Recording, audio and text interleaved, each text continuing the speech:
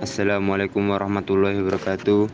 Kepada yang terhormat Bapak Dr. Haji Nur Kholis SAG MPD selaku dosen pengampu mata kuliah Studi Keislaman serta teman-teman yang berbahagia.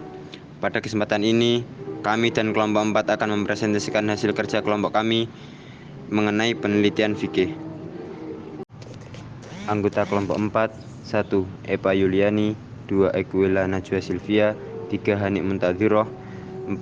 Hilda Aila, 5. Dio Nur Rahmadani, 6. Abdul Haris Afandi, 7. Pristin Aisyah Nur Fadila, 8. Muhammad Riza Ainur Rafiq, 9. Diah Tri Puji Lestari, 10. Zida Rifadat Al-Hanif. Untuk yang bertugas, saya persilahkan. Review artikel yang pertama yaitu berjudul Peta Pemikiran Liberalisasi Fikih atau Hukum Islam. Penulis M. Hanafiyah, tahun terbit 2010, reviewers Diah Tri Puji Lestari, waktu 14 April 2022. Tujuan penelitian untuk mengetahui perkembangan hukum Islam, metode penelitian kualitatif. Adapun hasil penelitiannya yaitu Peta Pemikiran Liberalisasi Fikih Hukum Islam. Perkembangan hukum Islam dari masa ke masa mampu mengantisipasi masalah yang muncul. Hal ini merupakan kemampuan para mujtahid muslim dalam menggali dan mengistinbat hukum-hukum Al-Quran dan Al-Hadis sesuai dengan tuntutan dan perkembangan zaman. Salah satu buktinya yaitu munculnya pemikiran-pemikiran Islam atau iman-iman mazhab.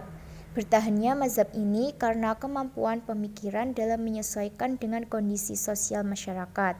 Namun, pemikir masa lampau bukan hal yang absolut, akan tetapi relatif delta memungkinkan mengalami perubahan sesuai kondisi dan situasi. Apabila muncul persoalan baru yang tidak ditemukan oleh pemikir terdahulu, maka ijtihad sangat diperlukan. Fikih dalam lintas sejarah. Sejarah telah membuktikan bahwa diturunkannya ayat-ayat Al-Quran secara transendental menunjukkan struktur bangunan fikih atau hukum Islam yang selalu berubah dari masa ke masa. Ketentuan hukum Allah tersebut didukung oleh hadis Nabi yang pada permulaan Islam melarang orang mukmin berziarah kubur. Akan tetapi dengan terjadinya transformasi sosial bagi kaum muslimin, maka pada suatu ketika Nabi menyuruh orang Islam untuk menziarahi kubur kerabatnya. Selanjutnya, pada periode sahabat Abu Bakar memiliki ide tentang pengumpulan ayat-ayat Al-Quran. Kasus itu dianggap polemik pertama kalangan sahabat, karena persoalan itu tidak pernah dilakukan oleh Rasulullah pada masa hidupnya. Tindakan Abu Bakar ini berniat untuk menjaga kemurnian mushaf Al-Quran lantaran banyak penghafal Al-Quran yang gugur dalam perang Yamamah. Pada periode Umar bin Khattab yang secara lahir menyimpang dari ketentuan Al-Quran, seperti kasus mu'alaf yang tidak berhak atas zakat lantaran iman mereka sudah kuat, diberikannya zakat para mu'alaf pada masa Rasul lantaran iman mereka masih lemah. Dengan demikian, artinya bahwa hakikat ijtihad Umar bin Khattab ini dapat disebut sebagai ijtihad tahqiq al-manat atau pemikiran mendalam untuk menegakkan hukum, yang menurut Al-Shatibi bahwa pemikiran semacam ini tidak akan pernah berakhir dan tidak akan pernah berhenti. Pada masa Utsman bin Affan dilakukan penulisan sekaligus pembukuan Al-Quran dalam satu mushaf, dan itu merupakan langkah baru yang tidak pernah dilakukan oleh khalifah-khalifah sebelumnya. Perkembangan liberalisasi fikih. Yang pertama ada aspek metodologi. Proses berlangsungnya globalisasi membuat ruang dunia menjadi dekat. Peristiwa di belahan dunia dapat disaksikan hanya melalui tayangan televisi dan internet. Hal itu memberikan pengaruh perubahan kehidupan manusia di segala aspek kehidupan. Mengikuti berbagai pandangan pemikir Arab kontemporer tentang tradisi dan modernitas, secara umum terdapat 3 tipologi pemikiran. Tipologi transformatif. Tipe pemikiran yang pertama ini secara radikal menawarkan proses transformasi masyarakat Arab Muslim dari tradisionalis patriarkial menuju masyarakat rasional dan ilmiah.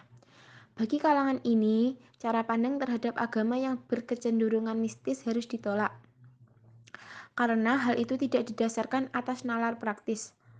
Di samping itu, mereka juga memandang tradisi sebagai masa lalu yang tidak relevan lagi dengan tuntutan zaman. Karenanya harus ditinggalkan. Tipologi reformistik, yaitu upaya reformasi dengan cara menafsirkan kembali teks Al-Quran dan hadis untuk memperoleh pemahaman yang baru dan relevan dengan tuntutan zaman. Tipe pemikiran ideal totalistik. Ciri utama tipe ketiga ini adalah sikap dan pandangan idealis terhadap Islam yang bersifat totalistik. Islam sudah mencakup tatanan sosial, budaya, politik, dan ekonomi yang paripurna. Karenanya, unsur-unsur asing tidak mendapat tempat pada kalangan ini. Mereka menyeru kembali kepada keaslian Islam yang dipraktekkan Nabi dan keempat khalifahnya. Yang kedua, ada aspek materi bidang ibadah. Dalam mendefinisikan ibadah, hendaknya dilakukan secara luas, sehingga dapat mencakup amal perbuatan seseorang sering tidak terlintas bahwa perbuatan itu masuk dalam kriteria ibadah. Sebagai contoh dalam bagian ini adalah haji. Ibadah haji merupakan salah satu bentuk ibadah mahdah, yang di dalamnya terdapat amalan yang disebut tawaf ifadah. Menurut ketentuan ibadah haji harus dilakukan dalam keadaan suci. Namun dalam kondisi kekinian perlu dipegangi pendapat Ibnu Taimiyah yang membolehkan seseorang wanita haid untuk melakukan tawaf tersebut asalkan dia berusaha menjaga darahnya agar tidak menetes. Pendapat ini disetujui mengingat menunggu berakhirnya haid akan menyebabkan ketinggalan pesawat. Atau alternatif yang lain dibolehkannya menggunakan obat untuk menunda haid. Yang ketiga, aspek materi bidang pidana. Dalam mengkaji hukum pidana, ada 3 ketentuan hukum yang dianggap tidak berperi kemanusiaan, yaitu qisas, rajim, dan potong tangan. Di pihak lain, umat Islam memandang pendapat tersebut terjadi karena kegagalan mereka dalam menangkap ruh syariat. Yang keempat, ada hukum materi bidang muamalah. Dalam perkembangan pemikiran bidang muamalah, sebagai contoh dalam pembagian waris, terutama 2 bagian bagi laki-laki dan sebagian untuk perempuan. Para ulama sepakat menetapkan bahwa bagian laki-laki 2 kali lipat dari bagian perempuan dalam penerimaan harta warisan, baik ahli waris tersebut berstatus anak atau saudara. Yang kelima, ada aspek materi bidang perkawinan peradilan. Di bidang peradilan diambil contoh tentang kedudukan hakim wanita dalam Islam. Pengangkatan wanita sebagai hakim ada yang membolehkan dan ada pula yang melarangnya. Dalam perbincangan tersebut bersumber dari hadis Nabi. Review selanjutnya berjudul Tinjauan Fikih Muamalah terhadap Jual Beli Online. Penulis Dede Abdurrahman, Haris Maiza Putra, dan Iwan Nurdin. Tahun terbit 2020. Reviewers Epa Yuliani. Waktu 19 April 2022. Tujuan penelitian untuk mengetahui pandangan fikih muamalah terhadap transaksi online. Metode penelitian yang digunakan adalah metode deskriptif. Hasil penelitian. Poin A. Pengertian. Fikih muamalah ialah aturan atau hukum Allah yang ditujukan untuk mengatur kehidupan manusia dalam urusan keduniaan atau urusan yang berkaitan dengan urusan duniawi sosial kemasyarakatan. Sedangkan arti sempit muamalah ialah tukar-menukar barang atau sesuatu yang bermanfaat dengan cara-cara yang telah ditentukan. Menurut Suherman, jual beli via internet yaitu sebuah akad jual beli yang dilakukan dengan menggunakan sarana elektronik atau internet, baik berupa barang maupun berupa jasa. Pada era digital saat ini, banyak kegiatan secara online. Kegiatan saat ini semakin dipermudah dengan adanya internet. Banyak sekali contoh kegiatan yang dilakukan secara online, baik itu pada bidang pendidikan, ekonomi, dan sebagainya. Kegiatan online yang sering kita temui pada saat ini diantaranya adalah perkuliahan secara daring akibat pandemi COVID-19, rapat online, mengirim kabar, mengirim uang, bahkan saat ini kita dapat melakukan transaksi jual beli secara online. Pada makalah ini akan kita bahas terkait jual beli online atau all shop. Dari pengertian di atas, dapat kita tarik kesimpulan segala sesuatu jual beli yang berdasarkan media jaringan internet merupakan jual beli online. Sehingga sarana apapun atau aplikasi apapun selama membutuhkan akses jaringan internet berarti termasuk sebagai jual beli online, baik melalui media WhatsApp, Instagram, Telegram, Facebook, website, TikTok, dan masih banyak lagi. Pada prinsipnya, setiap seseorang yang akan melakukan transaksi jual beli selalu memperhatikan kehati-hatian, baik itu bagi penjual maupun pembeli. Hal ini untuk menghindari penipuan bagi kedua belah pihak. Terlebih, jual beli dengan cara online system. Pada dasarnya, urutan belanja online adalah pembeli atau mustari melakukan pemesanan kepada all shop. All shop atau bai memberikan nomor pesanan dan kode bayar sebagai bukti pesan. Pembeli melakukan transfer ke nomor rekening all shop dan pengiriman barang sesuai data pemesanan atau pembeli. Poin B, penggolongan jual beli. Penggolongan jual beli terbagi menjadi 3. Yang pertama, jual beli sesuatu yang dapat dilihat barangnya. Artinya, pada saat akan terjadi transaksi jual beli, objek dari jual beli tersebut ada di tempat yang dapat dilihat oleh kedua belah pihak. Yang kedua adalah jual beli sesuatu yang disertai dengan sifat atau ciri-ciri tertentu. Artinya, sekalipun objek dalam jual beli tidak terlihat, namun pembeli memberikan ciri-ciri atau sifat dari barang yang akan dibeli. Dan yang ketiga adalah jual beli sesuatu yang tidak ada dan tidak dapat dilihat oleh kedua belah pihak. Artinya, penjual tidak menghadirkan dari objek jual beli. Jika dilihat dari konsep jual beli, all shop termasuk ke dalam kategori yang ketiga. Namun, jika dilihat berdasarkan data atau spesifikasi yang ada dalam all shop, maka akan memiliki hukum yang berbeda dengan dilihat dari sudut pandang objek atau barang yang diperjualbelikan. Dalam jual beli online, penjual selalu memberikan gambaran umum secara detail yang dapat dibedakan baik itu warna, kualitas barang, komposisi barang, bahkan harga barang itu sendiri sudah dijabarkan oleh penjual. Ketika jual beli online dilihat berdasarkan data spesifikasi dari barang tersebut, maka termasuk dalam jual beli yang kedua, yaitu jual beli sesuatu yang disertai dengan sifat atau ciri-ciri tertentu. Dan akad yang dapat digunakan ialah akad salam, karena pembeli melakukan pemesanan berdasarkan spesifikasi dari barang itu sendiri. Sehingga ketika ada spesifikasi yang tidak sesuai dengan harapan, pembeli tidak melanjutkan transaksi jual belinya. Nah, untuk landasan hukum jual beli online yaitu ada di surat Al-Baqarah ayat 282. Untuk praktek jual beli online.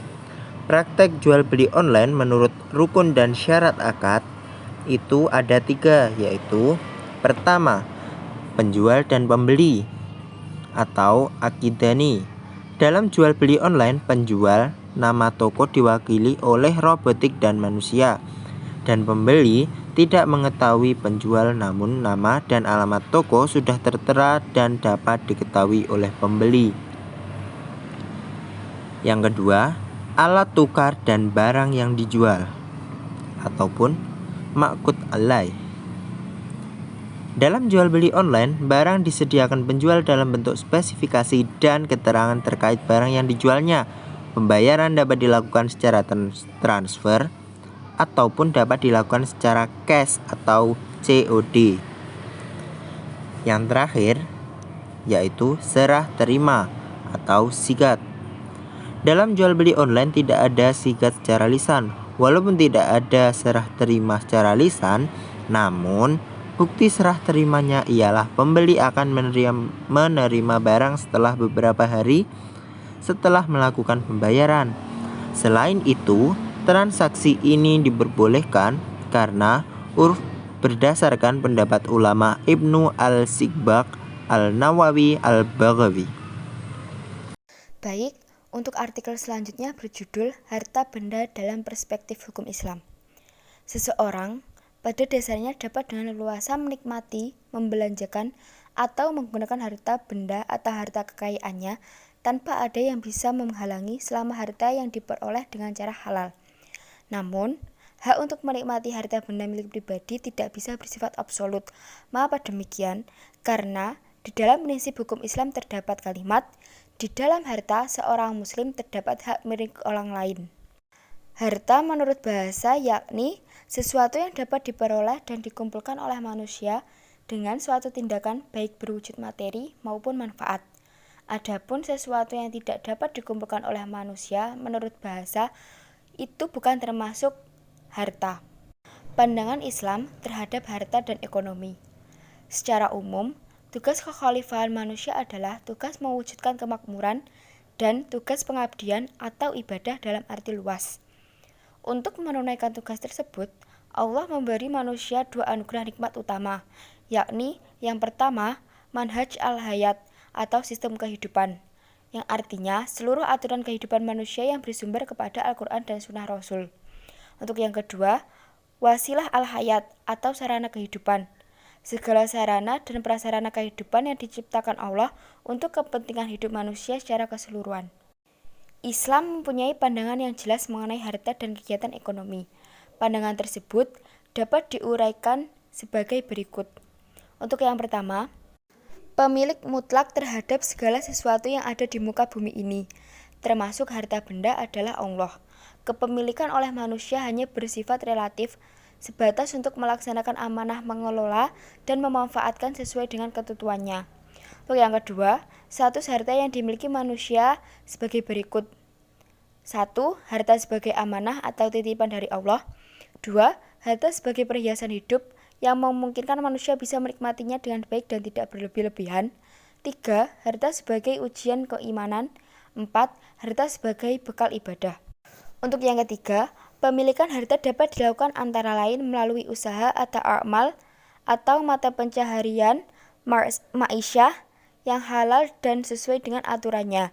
Banyak ayat Al-Quran dan hadis Nabi yang mendorong umat manusia bekerja mencari nafkah secara halal. Untuk yang keempat, dilarang mencari harta, berusaha atau bekerja yang dapat melupakan kematian, melupakan zikrullah atau tidak ingat kepada Allah dengan segala ketentuannya, melupakan sholat dan zakat, dan memutuskan kekayaan hanya pada sekelompok orang kaya saja. 5. Dilarang menempuh usaha yang haram seperti melalui kegiatan riba, perjudian, berjual beli barang yang dilarang atau haram, mencuri, merampok, penggosopan, curang dalam takaran dan timbangan, melalui cara-cara yang batil dan merugikan, dan melalui suap menyuap. Hadis riwayat Imam Ahmad. 2. Nilai-nilai sistem perekonomian Islam. A. Perekonomian masyarakat luas, bukan hanya masyarakat muslim, akan menjadi baik ajaran Islam ataukah tidak. Islam mendorong penganutnya untuk menikmati karunia yang telah diberikan Allah Subhanahu wa Ta'ala. Karunia tersebut harus didayagunakan untuk meningkatkan pertumbuhan, baik materi maupun non-materi. Islam juga mendorong penganutnya berjuang untuk mendapatkan materi atau harta dengan berbagai cara, asalkan mengikuti rambu-rambu yang telah ditetapkan. B. Keadilan dan persaudaraan menyeluruh. Islam bertujuan untuk membentuk masyarakat dengan tatanan sosial yang solid. Dalam tatanan itu, setiap individu diikat oleh persaudaraan dan kasih sayang bagi satu keluarga. Sebuah persaudaraan yang universal dan tak diikat batas geografis. C. Keadilan distribusi pendapatan. Kesenjangan pendapatan dan kekayaan alam yang ada dalam masyarakat berlawanan dengan semangat serta komitmen Islam terhadap persaudaraan dan keadilan sosial dan ekonomi. D. Kebebasan individu dalam konteks kesejahteraan sosial. Pilar penting dalam keyakinan diri seorang muslim yakni kepercayaan bahwa manusia diciptakan oleh Allah. Ia tidak akan tunduk kepada siapapun kecuali kepada Allah. Surat Ar-Ra'd ayat 36 dan surat Al-Luqman ayat 32. Berkenaan dengan hal ini, Al-Quran dengan tegas menyatakan bahwa tujuan utama dari misi kenabian Nabi Muhammad SAW adalah melepaskan manusia dari beban dan rantai yang membelenggunya. Quran Surat Al-A'raf ayat 157. Baik, untuk judul yang selanjutnya yaitu Kedudukan Hukum Islam dalam Sistem Hukum Indonesia. Penulis Muhammad Daud SH. Tahun terbit 1982. Reviewers Hilda Aila. Waktu 19 April 2022. Tujuan penelitian untuk mengetahui kedudukan hukum Islam dalam sistem hukum Indonesia. Metode penelitian kualitatif. Kedudukan hukum Islam dalam sistem hukum Indonesia. Sebelum Belanda mengukuhkan kekuasaannya di bidang hukum di Indonesia, hukum Islam sebagai hukum yang berdiri sendiri telah merupakan satu kenyataan dalam masyarakat. Kerajaan-kerajaan Islam yang pernah berdiri di Indonesia melaksanakan hukum Islam dalam wilayah kekuasaannya masing-masing. Di zaman VOC, kedudukan hukum kekeluargaan Islam yang telah ada di dalam masyarakat dan kerajaan-kerajaan Islam itu diakui. Untuk kepentingan orang bumi putra yang bersengketa, oleh VOC hukum Islam itu dikumpulkan. Kumpulan peraturan ini terkenal dengan Compendium Fraser. Di samping itu, dibuat pula kumpulan hukum perkawinan dan kewarisan Islam. Waktu pemerintahan VOC berakhir dan pemerintah jajahan Belanda mulai menguasai sungguh-sungguh tanah air kita, sikapnya terhadap hukum Islam berubah. Banyak orang Belanda berharap segera dapat menghilangkan pengaruh Islam dari sebagian besar orang Indonesia dengan berbagai cara, diantaranya melalui proses kristenisasi. Mengenai kedudukan hukum Islam di tanah air kita dalam rangka pelaksanaan hujum Eropa Barat itu, Mr. Scholten van Oud-Haarlem membuat sebuah nota pada pemerintahannya. Dalam nota itu dikatakannya bahwa untuk mencegah timbulnya keadaan yang tidak menyenangkan, mungkin juga perlawanan jika diadakan pelanggaran terhadap agama orang bumi putra, maka harus diikhtiarkan sedapat-dapatnya agar mereka itu dapat tinggal tetap dalam lingkungan hukum agama serta adat istiadat mereka. Demikianlah atas pengaruh pikiran Scholten van Oud-Haarlem itu, pemerintah Hindia Belanda secara tertulis dan dengan tegas mengakui dalam peraturan perundang-undangannya tentang adanya hukum Islam yang dinyatakan dengan istilah Godsdienstig Wetten yang berlaku bagi orang bumi putra yang beragama Islam. Maka pada tahun 1882 di Jawa Madura dibentuk pengadilan agama yang berwenang menyelesaikan sengketa di antara orang Islam mengenai perkawinan, kewarisan, dan wakaf. Menurut Van den Berg, orang Islam Indonesia telah melakukan resepsi hukum Islam dalam keseluruhannya dan sebagai satu kesatuan. Christian Snoeck-Hurgoni, penasihat pemerintah Hindia Belanda urusan Islam pribumi, mengemukakan pendapat baru yang berlawanan dengan pendapat Van den Berg. Menurutnya, yang berlaku bagi orang Islam bukanlah hukum Islam, tetapi hukum adat. Ke dalam hukum adat itu memang telah masuk pengaruh hukum Islam. Di semua daerah di seluruh Nusantara, rakyat sendiri tidak mempertentangkan adat dengan Islam. Di Minangkabau misalnya, adat dan Islam dapat hidup berdampingan dan telah ditentukan pula tempat kedudukannya masing-masing dalam masyarakat. Pengadilan agama ada kalanya mempergunakan hukum adat, namun yang dipergunakan itu tentulah bukan hukum adat yang bertentangan dengan hukum Islam. tetapi terbatas pada hukum adat yang serasi dengan asas-asas hukum Islam. Selain itu, dalam rumusan wakaf pasal 1 Peraturan Pemerintah Republik Indonesia Nomor 28 Tahun 1977 ditunjuk pula ajaran agama Islam. Dapat disimpulkan bahwa 1. Hukum Islam sekarang sudah bisa berlaku langsung tanpa melalui hukum adat. 2.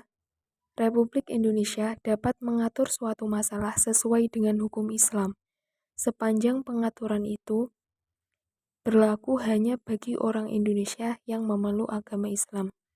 3. Kedudukan hukum Islam sama dengan hukum adat dan hukum barat.